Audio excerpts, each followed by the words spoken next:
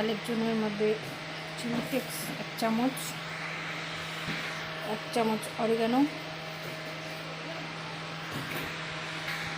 আর 1 চামচ গোলমরিচ পাউডার আর কিছু ধনেপাতা।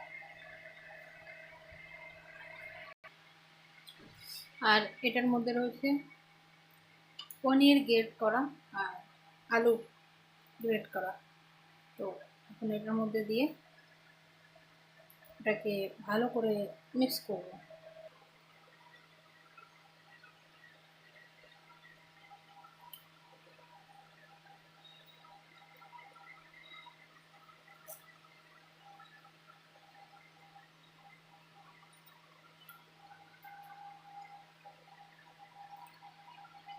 যদিও এটাকে হালকা হাতে করতে হবে কারণ এটা অলরেডি সিদ্ধ গ্রেট করা রয়েছে।